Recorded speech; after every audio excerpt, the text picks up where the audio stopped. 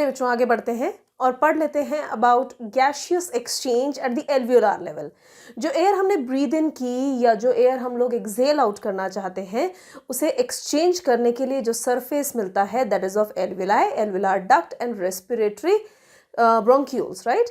But जो main site है that is alveoli itself, right. तो एल्वियोलाई के लेवल पर ये एक्सचेंज किस तरीके से होगा उसके बारे में पढ़ लेते हैं, right. So we are studying about exchange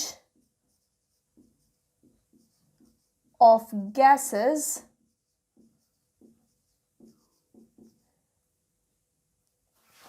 at the level of alveoli। ये हमारा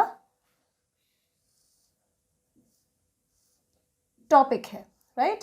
सो बेसिकली है क्या, एक्सचेंज ऑफ गैसेस के बारे में पढ़ रहे हैं बेटा। जो एक्सचेंज हो रहा है that is occurring bye simple diffusion, right. So gaseous exchange occurs by the process of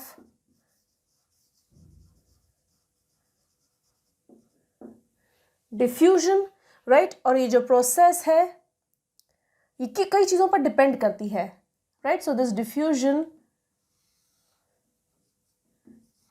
depends on many things। सबसे पहला ये जो है it is directly proportional to the solubility of gas। जो गैस हमारे ब्लड में बेसिकली पिगमेंट के साथ में जितनी ज्यादा सॉल्यूबल होगी उतना ही तेजी से उसका डिफ्यूजन होगा, right. So rate of diffusion is directly proportional to the solubility of gas. इस चीज को मैं एक्सप्लेन कर देती हूं बेटा। सबसे ज्यादा जो सॉल्युबल गैस है दैट इज कार्बन मोनोऑक्साइड, उससे कम है carbon dioxide, less than that there is oxygen and least is nitrogen. और यही कारण है कि अगर कार्बन मोनोऑक्साइड हो तो इंसान के लिए सांस लेना मुश्किल होता है। अंगीठी जला दो एक कमरे के अंदर तो कई बार सुनने में आता है कि पूरा का पूरा परिवार है उसकी पूरे की डेथ हो गई। Reason being carbon monoxide makes it difficult for haemoglobin to bind with oxygen, क्योंकि सॉल्युबिलिटी किसकी ज्यादा है, कार्बन मोनोऑक्साइड की, राइट। सो कितनी ज्यादा है बेटा,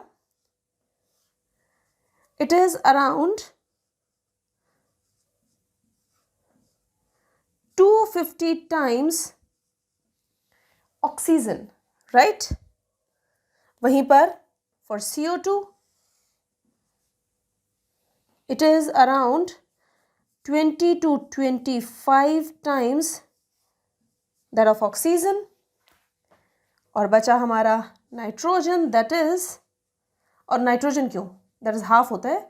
मैं ऑक्सीजन के लिए बता देती हूँ, ऑक्सीजन इज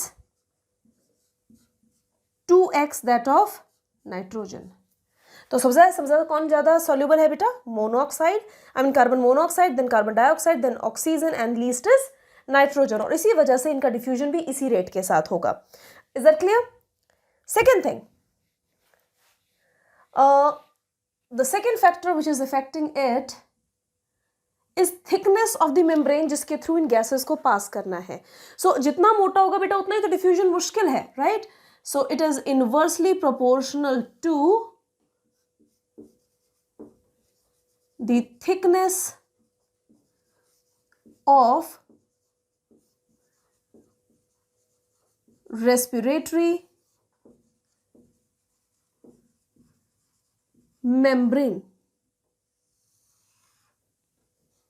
right। अब आप पूछोगे मैम रेस्पिरेटरी मेम्ब्रेन है क्या, अलग से लिख देती हूं बेटा। ये है आपकी एल्वियोलाई, कुछ ऐसी है ना, और इस एल्वियोलाई के आसपास कैपिलरीज प्रेजेंट है। मैं कैपिलरी को रेड से दिखा रही हूँ, वैसे वो कैपिलरीज जिसमें डीऑक्सीजनेटेड ब्लड होगा वो इनिशियली ब्लू या डार्क कलर्ड ब्लड को कैरी करेंगी और जब वो ऑक्सीजनेट हो जाएगा तो वो ब्लड रेड कलर का अपीयर होगा। But I am just showing in general, ये है हमारी blood capillary, right.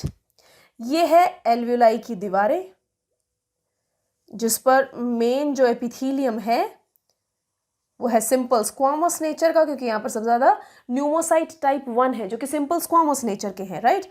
So this is our alveoli. और अगर आपने टिश्यूज ध्यान से पढ़ा है बेटा, तो जितनी भी ब्लड वेसल्स होती हैं, स्पेशली जो पतली ब्लड वेसल्स है जैसे कैपिलरीज, इनमें जो सबसे अंदर वाला जो एपिथेलियम है दिस इज कॉल्ड एंडोथेलियम, और ये भी सिंपल स्क्वामस नेचर का ही होता है। तो अब गैस को कैसे पास करना है? जो भी गैस वहां से यहां पर आएगी वो पास करेगी पहले इस एल्विलाई की वॉल को, फिर जो एपिथेलियम होता है बेसमेंट मेम्ब्रेन पर टिका है, तो यहाँ बीच में बेसमेंट मेम्ब्रेन होगा इसका, यानी ये मान लो मैं ब्लू से दिखाती हूँ, ये रहा इसके नीचे बेसमेंट मेम्ब्रेन और ये रहा इसका बेसमेंट मेम्ब्रेन, तो दोनों के बेसमेंट मेम्ब्रेन क्रॉस होंगे। So it crosses the basement membrane and then it crosses the wall of capillary. So कुछ इस तरीके से गैशियस एक्सचेंज हो रहा है। सो रेस्पिरेटरी मेम्ब्रेन जो है वो 3 लेयर्स से मिल करके बना है। So layers of respiratory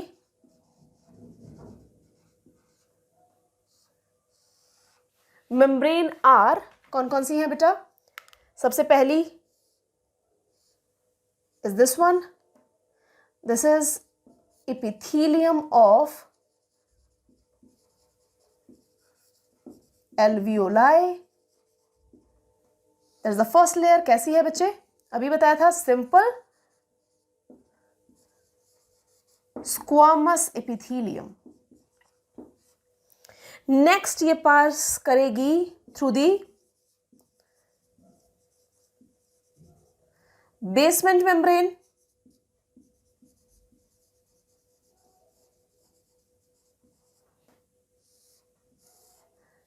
of alveolar and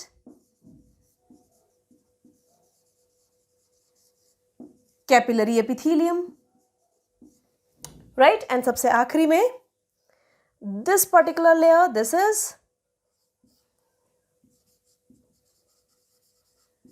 endothelium.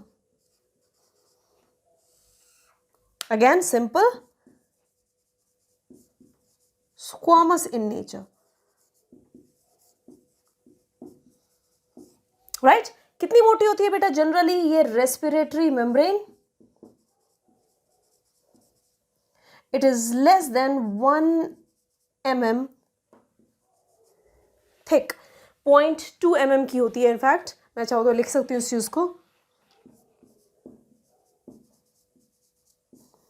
So it's very thin, आसानी से गैसेस जो है वो डिफ्यूज आउट कर जाती हैं, right? Please note it down. आगे पढ़ लेते हैं थर्ड फैक्टर।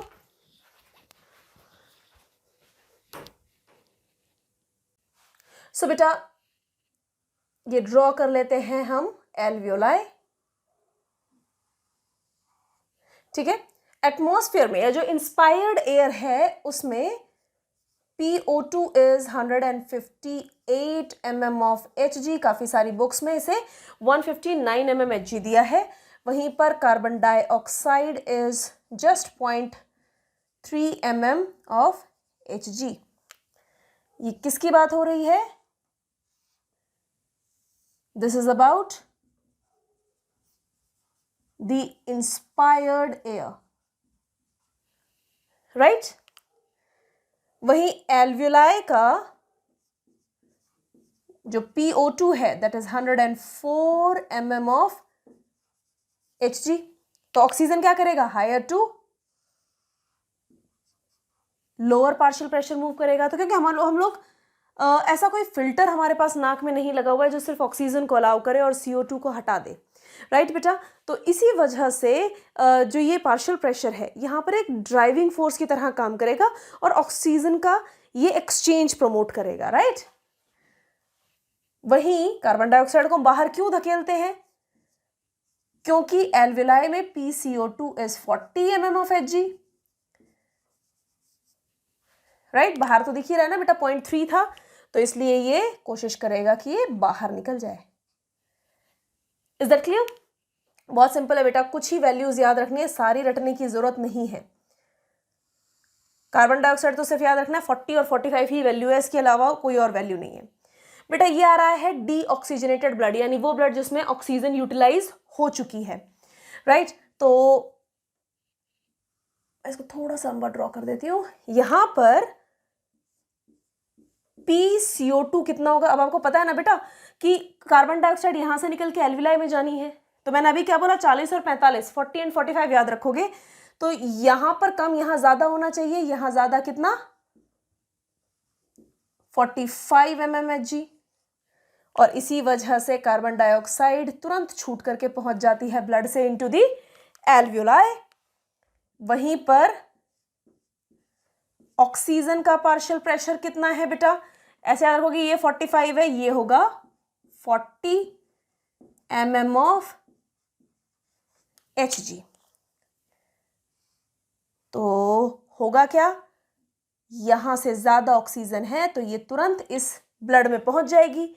जैसे ही ऑक्सीजन पहुंचेगी, अब ब्लड हो गया वापस से ऑक्सीजनेटेड। ऑक्सीजन ऐड कर दी ना बेटा इसमें, और यहां से ऑक्सीजनेटेड ब्लड को कौन उठाएगा? ये है हमारी पल्मोनरी वेन। ब्लड सर्कुलेशन में इसको ज्यादा अच्छे से समझ पाओगे। तो इसने इस ऑक्सीजनेटेड ब्लड को उठा लिया। And what's so special about oxygenated blood? यहां पर अब ऑक्सीजन का लेवल कितना हो गया बेटा? It is 95 mm of Hg। बस ये तीन वैल्यूज याद रखनी है, 158, 104, 95 ऑक्सीजन के लिए। CO2 40, 45 ही है, बस यहां पर 0.3 है, ठीक है। और ऐसा नहीं है कि ऑक्सीजनेटेड ब्लड में कार्बन डाइऑक्साइड नहीं होती है, पर थोड़े अमाउंट में। 45 थी बेटा, 45 में से कुछ CO2 यहां निकल भी गई, तो कितना mmHg प्रेशर बचेगा CO2 का? डेफिनेटली इससे कम। मैंने अभी बोला 40 और 45 दो ही वैल्यू है, it is gonna be 40 mm of Hg। ज्यादा ऑक्सीजन हो गई अब इसके पास में, राइट। अब ये ऑक्सीजनेटेड ब्लड पहुंचता है टू द हार्ट। जो पल्मोनरी वेन्स हैं ये बना देते हैं बेटा हम heart.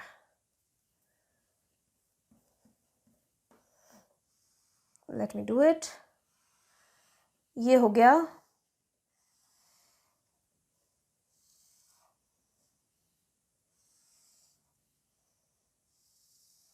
Heart, right.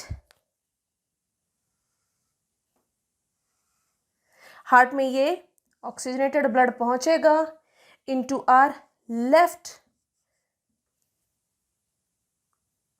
Atrium, left atrium से इनटू दी लेफ्ट वेंट्रिकल, और लेफ्ट वेंट्रिकल ही इसे पंप कर देता है इनटू अयोटा। तो ये हो गया आपका अयोटा। और अयोटा क्या करता है बेटा? आगे फर्दर आर्टरीज को सप्लाई देता है, और आर्टरीज कुछ कैपिलरीज में डिवाइड होकर के इसे पहुंचा देती हैं इनटू दी टिश्यूज। तो ये हो गया हमारा टिश्यू। अब टिश्यू तक ब्लड कौन लेकर आया? ये है अयोटा, राइट। अयोटा जो ब्लड लेकर के आया, इसमें PO2 कितना है बेटा? 95 mmHg। वहीं पर partial pressure of CO2 is 40 mmHg। अब यहां क्या होगा बेटा? टिश्यूज चाहेंगे कि ऑक्सीजन उठा लें, ऐसा क्यों? क्योंकि जो टिश्यूज हैं इनमें PO2 का लेवल कम होता है और कार्बन डाइऑक्साइड बहुत ज्यादा होती है, क्योंकि बेचारों ने अभी ऑक्सीजन यूटिलाइज कर ली so as to produce energy, right. ये 40 है तो यहां कितना होगा बेटा? 45 mm ऑफ Hg। और इसी वजह से यहां से कार्बन डाइऑक्साइड निकल के इस ब्लड में पहुंचेगी और इसे डीऑक्सीजनेट कर देगी। वैसे डीऑक्सीजनेशन का कार्बन डाइऑक्साइड रीजन नहीं, डीऑक्सीजनेशन का रीजन है कि यहां से ऑक्सीजन पिक हो जाएगी। अब ऑक्सीजन को यहां से यहां मूव करना है, इसका मतलब यहां ऑक्सीजन कम है, टिश्यूज को ऑक्सीजन की जरूरत है। यहां पर कितना होगा? दिस इज 45, तो ये होगी 40 mmHg। समझ में आया बेटा? तो जो ऐसा ब्लड आया जिसमें ऑक्सीजन थी, उसमें से ऑक्सीजन पिक कर ली टिश्यूज ने और CO2 छोड़ दी, तो अब इसकी वजह से जो ब्लड यहां पहुंचा था, कैसा हो गया बेटा ये ब्लड? अब नाउ इट इज डीऑक्सीजनेटेड। सो ये रहा आपका डीऑक्सीजनेटेड ब्लड।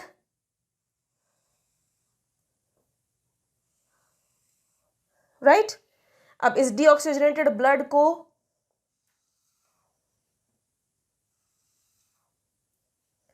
पंप किया जाएगा into the right side of heart by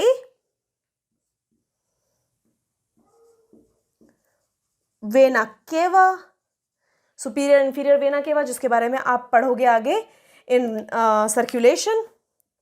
यहां से ये ब्लड जो है ये पहुंचा into right atrium, right atrium से इनटू दी राइट वेंट्रिकल, और राइट वेंट्रिकल्स इस ब्लड को पंप कर देंगे into this particular vein, this artery,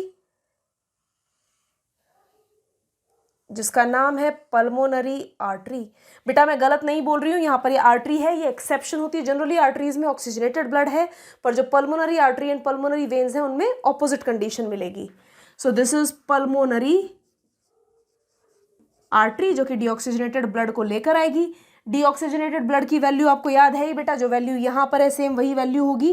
देखो कार्बन डाइऑक्साइड कितना था 40, सिंपल है। यहाँ पर PCO2 कितना बचा, कितना हो जाएगा, बढ़ेगा ना, कार्बन डाइऑक्साइड पिक किए, it is gonna be 45 mmHg and PO2 is 40 mmHg। अब तो समझ में आ गया। सिर्फ 3 वैल्यूज याद रखनी है। PO2 की यहाँ पर 95, दिस है 104 एंड 158। बाकी आप 40 एंड 45 का एडजस्टमेंट अपने आप असेस कर पाओगे। राइट? सो अल्टीमेटली क्या हुआ, ऑक्सीजन पिक हुई because of its partial pressure being lower at the level of tissues. वहीं पर कार्बन डाइऑक्साइड बॉडी से एक्सेल आउट की गई। जो एक्सेल की गई गैस है बेटा, हमने पाया कि इसमें ऑक्सीजन 116 mmHg है। इसका मतलब ये है कि बेटा जो 158 पूरी ली थी, ऐसा नहीं हम पूरी की पूरी यूज कर लेंगे, there is a big chunk जो कि बाहर वापस निकाल दी जाएगी। वहीं पर PCO2 जो कि 0.3 थी इनहेल्ड एयर में, यहां पर एक्सेल्ड एयर में it is gonna be 32 mmHg, जो इस बात को बताता है कि हमारी बॉडी में कार्बन डाइऑक्साइड का जनरेशन होता है। सो this is about expired air. Any problem about it? ये समझ में आ रही है बेटा चीज? I hope it must be clear. This is your heart, left atrium, left ventricle, right atrium and right ventricle. I hope it is clear. यहाँ तक please जल्दी से नोट करोगे एक बार।